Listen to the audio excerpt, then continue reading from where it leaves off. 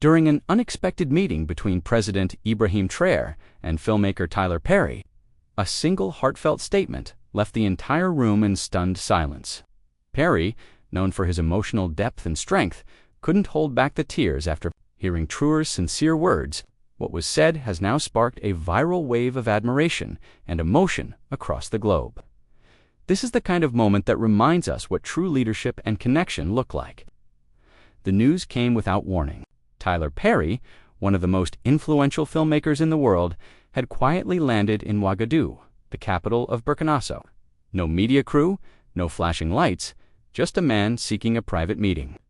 President Ibrahim Traoré was in the middle of a long day when his aide whispered the surprising message, "Mr. President, Tyler Perry is here to see you." At first, Traoré thought it was a joke. What would bring a Hollywood giant all the way to a small West African nation in the middle of the week? But when Tyler walked in, tall and calm with eyes full of seriousness, it was clear this wasn't entertainment, it was something far deeper. They shook hands, and for a long moment, neither spoke. There was a heaviness in the air, the kind that makes your chest tighten, even if you don't know why. Finally, Tyler broke the silence. "Mr. President, I came here because I needed to hear the truth from you." The room fell silent again. None of the staff moved. Something important was about to happen. They sat across from each other in a quiet room, far from cameras and microphones. The air smelled faintly of fresh tea. Traoré leaned forward. His face carried no mask, no politician's smile, only honesty. "Mr. Perry," he said softly, "what truth are you searching for?" Tyler's eyes glistened.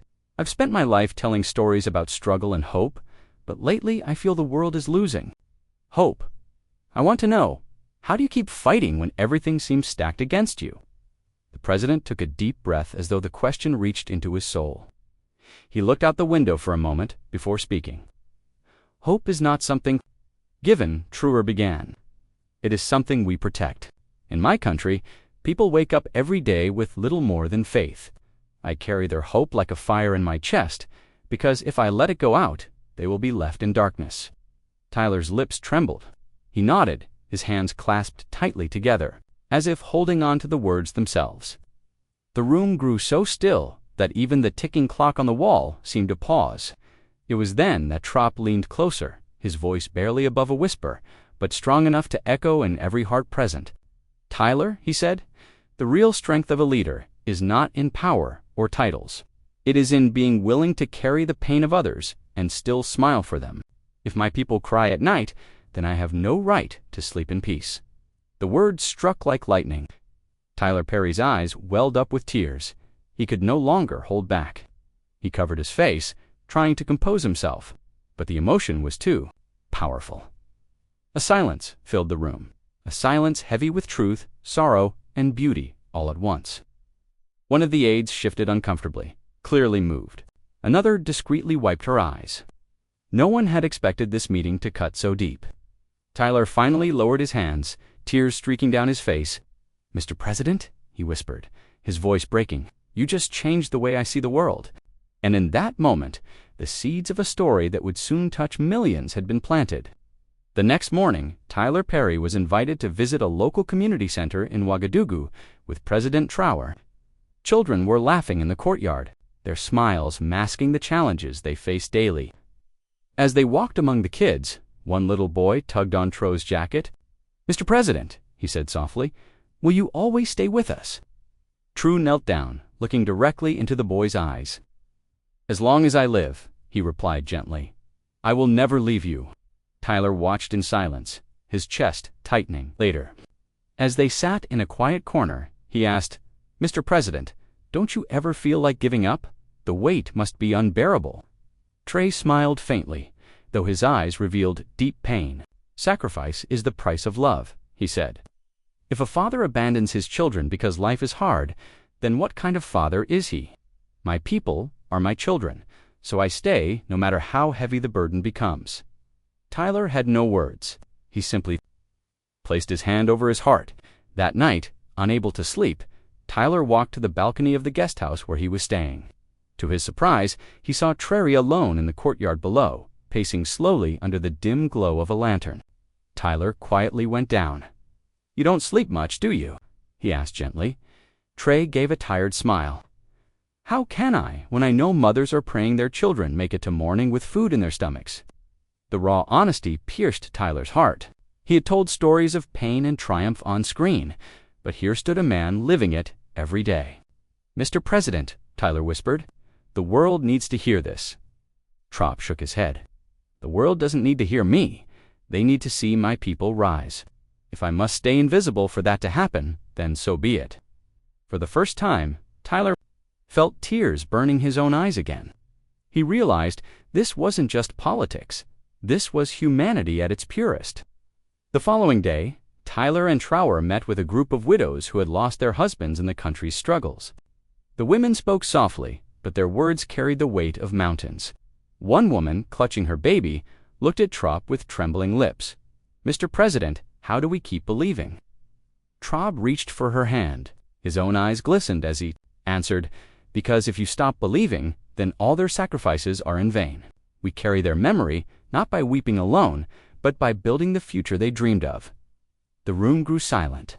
Tyler turned his head, but not quickly enough to hide the tear slipping down his cheek. No cameras captured the moment. No journalists reported it, but for those inside the room, it was unforgettable. Tyler whispered to himself, this is what leadership looks like. And for the first time, he understood that the world was about to witness something extraordinary. On the fourth day of Tyler Perry's visit, President Traoré suggested they take a walk through a local market. No grand security convoy, no fanfare, just a leader among his people. Vendors called out greetings, children waved, and old women blessed him as he passed. Tyler was amazed by how the people looked at Traoré, not with fear, but with love and respect. At one stall, an elderly man offered Traoré a small basket of mangoes. Mr. President, take this. It's not much, but it's from my heart. Traoré accepted it with both hands, bowing slightly. Your gift is more valuable than gold, because it comes from sacrifice. Tyler watched the exchange, his throat tight. Later, he whispered, do you realize how rare this is to be loved like this by your people? Traoré smiled gently. It is not love for me, Tyler. It is love for the hope I carry. If I ever betray that hope, their love will turn to sorrow. The word struck Tyler deeply, reminding him of how fragile true leadership can be. That evening, Traoré invited Tyler to a gathering of young university students. The room was filled with eager faces, each one carrying questions about their future. One young woman stood and asked, her voice shaking, Monsieur President, we want to believe in tomorrow, but sometimes we feel tomorrow will never come. What do you say to us? Traoré stood still for a moment, looking at them as though each face carried the weight of destiny. Tomorrow is not given, he said softly. It is built, and it will not be built by someone else. It will be built by you. If you wait for the world to save you, you will wait forever. But if you stand together, no one can stop you. The room fell silent. Tyler, sitting at the back, felt a tear roll down his cheek. He could see it, the fire in the eyes of those young people suddenly burning brighter. Afterward, he whispered to Traoré, do you realize you're planting hope in places where it was almost gone? Yinslan Traoré only nodded, his face calm, but his heart heavy. On the fifth day, Tyler joined Traoré at a small rural village where families gathered under a large tree. The community had prepared no ceremony, just their presence and simple songs of welcome. As Traoré spoke with the villagers, Tyler noticed a grandmother quietly holding his hand. She didn't speak, just kept her head bowed. Curious, Tyler leaned closer and asked her softly, what are you saying? She smiled weakly. I'm praying for him. Leaders carry heavy burdens. I ask God to give him strength so he never falls. When Tyler repeated this to Traoré later, the president's eyes filled with tears. He tried to hide. This, Traoré whispered, is why I cannot fail, because their prayers are holding me up. If I fall, their hope falls with me. The weight of that truth sat heavily on Tyler's chest. He realized this wasn't just about politics or power. It was about a man carrying the soul of a nation on his shoulders. For Tyler, the world would never look the same again. On the sixth day, as the sun dipped low over Ouagadougou, Traoré invited Tyler to his private office. The room was simple, its walls lined with books instead of gold frames. On the desk lay a folded piece of paper. Trae picked it up gently and handed it to Tyler. "This was written by a soldier who never returned from the front," he said softly. Tyler unfolded it. The handwriting was shaky but clear. "If I do not come back, tell my wife I fought so our children could one day laugh without fear. Tell my president not to give up, because if he does, then our sacrifice means nothing." By the time Tyler finished reading, tears blurred his vision. He looked at Traoré, whose jaw was tight, though his eyes glistened. "I keep this letter with me," Traoré whispered. "It reminds me that I don't have the right to quit." Tyler laid the letter back down, unable to speak. The silence in that room was heavier than any words. That evening, the two men attended a candlelight vigil in honor of those who had been lost in recent struggles. Hundreds gathered holding candles that flickered against the night sky. A young girl, no more than 10, walked up to Traoré with trembling hands. She handed him a candle and whispered, "Please don't let my papa's dream die." Traoré knelt down, placing his large hand gently over hers. "I promise you, little one, his dream will live in all of us." Tyler felt his heart shatter. The child's innocent eyes carried more weight than any film scene he had ever written. As the crowd began to sing softly, he realized that the candles were not just light, they were a silent cry for hope. Unable to hold back, Tyler wept openly, his tears falling into the dust. He didn't care who saw. Traoré placed a steady hand on his shoulder and whispered, "Sometimes tears are the strongest prayers." The crowd's song grew louder, and in that moment everyone felt the bond of shared pain and shared hope. Later that night, Tyler sat across from Traoré in a quiet courtyard lit only by lanterns. The weight of everything he had witnessed pressed down on him. "Mr. President," Tyler finally said, voice trembling, "how do you live with all this? The prayers, the letters, the tears. How do you keep from breaking?" Traoré leaned back, his gaze fixed on the star-filled sky. "Tyler," he said slowly, "a leader doesn't escape the weight. He carries it not because he is stronger, but because he refuses to let his people carry it alone." Then he added words that pierced straight into Tyler's heart. "If one day the world remembers my name, I don't want it to be because I was powerful. I want it to be because when my people cried, I chose to cry with them." Tyler's chest ached. He felt the tears spill again, unable to stop them. And in that silence, he realized he had just heard the statement that would change the world. By the 7th morning, Tyler Perry could no longer hold back what he had witnessed. With Traoré's quiet permission, he shared a short message online. "I have seen leadership that doesn't wear crowns but carries tears. Ibrahim Traoré has shown me what it means to truly serve. The world needs to hear this." Within hours, the post spread across the globe. Millions watched clips of the vigil, the market walk, and photos of Traoré holding children in his arms. Comments poured in. "This is what the world has been waiting for. Finally, a leader who feels our pain. I cried watching this. God bless him." But amidst the praise, Traoré remained calm. Sitting with Tyler, he whispered, "It is not me they admire. It is the truth they've been starving for." Tyler studied him in awe. Most men would bask in glory, yet Traoré's only concern was his people. And as the world's eyes turned to Burkina Faso, Tyler realized this was no longer a private visit. It was a movement. That afternoon, Traoré and Tyler visited a small hospital where families struggled to afford medicine. As they walked through the crowded hallways, a woman suddenly fell to her knees before the president, clutching his hands. "Mr. President," she sobbed, "please don't forget us. My son is sick. We have nothing left." The room froze. Nurses, patients, and visitors all looked on. Traoré knelt down beside her, tears filling his own eyes. "You are not forgotten," he said softly. "If I must go without food so your son eats, I will. This is my vow to you." The woman wept uncontrollably, holding his hand as if it were her last. Hope Tyler, standing nearby, had to turn away, his chest heaving with emotion.